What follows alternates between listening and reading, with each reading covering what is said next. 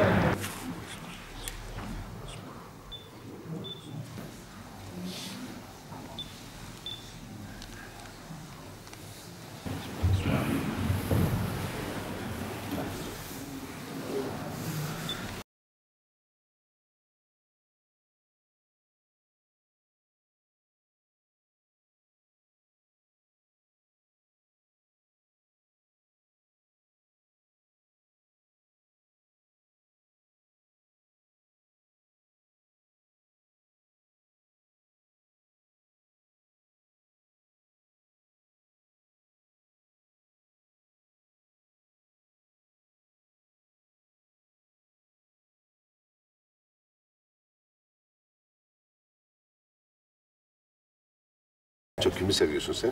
Çok. Allah'ı seviyorsun. Evet. Bize dua ediyor musun? Çok. Çok dua ediyorsun. Evet.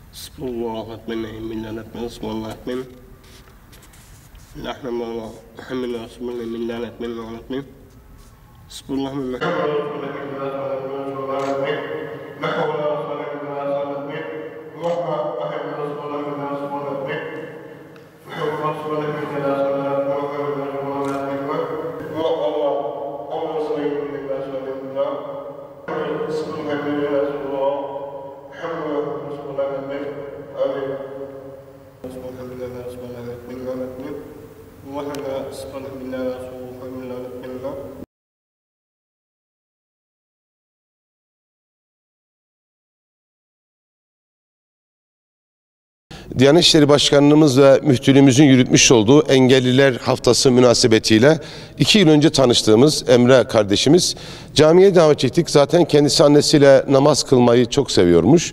Şimdi günlük camimize gelir, cemaatin arasına katılır, beraberce namaz kılarız. Son duayı muhakkak Emre yapar. Cemaatin çok hoşuna gider bu da. Hatta ona özel cübbe ve elbise diktirdim. Cuma günleri minbere beraber çıkarız. O bir taraftan hutbe okur, ben bir taraftan hutbe okurum ama o sadece dua eder. Cemaatimiz bunu çok maneviyatlı olduğu için çok memnun kalıyoruz. Allah kendilerinden razı olsun. Camimize uğramasından dolayı biz çok memnunuz. Kendisi camimizin gülüdür. O olmazsa olmaz. 5 vakit namazını kılıyor.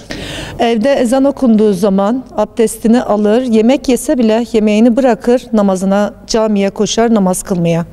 Osmanlı Camisi'nin az ilerisinde sağda Kuruyemiş işiyle uğraşıyorum. Emre kardeşimizle de dükkanda sürekli camiye gidip gelmesiyle tanıştık. Ve bu mahallemizde bulunan Osmanlı Camii de gerçekten mahallemizde çok kalender camilerin en başında geliyor. Hocamızın vermiş olduğu etkinlikler, programlarla mahalle gençlerimizin bir araya tutulduğu, darda zorda olan insanların her zaman için tatlı sohbetlerin yapılıp morallerinin üst seviyeye çıktığı güzel bir cami olduğu için gerçekten hocamızın da böyle etkinlikler, faaliyetler gösterdiği için hocamıza buradan çok teşekkür ediyoruz. Bu özel kardeşimizle de günlük sabah, öğle, akşam, ikindi ve yatsı namazlarında dükkanımızın önünden geçerek bizlere selam vererek ve böyle dini bize sevdirmesiyle gerçekten ona çok teşekkür ediyoruz. Gerçekten çok kalender bir insan. Böyle özel kardeşlerimize Gaziantep olarak ve 81 vilayetteki ve tüm dünyadaki insanlara sesleniyorum. Gerçekten sahip çıkılıp destek çıkılması gereken insanlardır. Rabbim onları her zaman için bizim yanlarımızda olmasını sağlasın. Hangisi? Hangi? Aa, burada Allah yazıyor bak. Allah. Aa, burada Allah. Allah. Evet.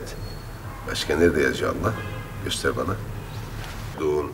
Alametin. Elhamdülillah. Kim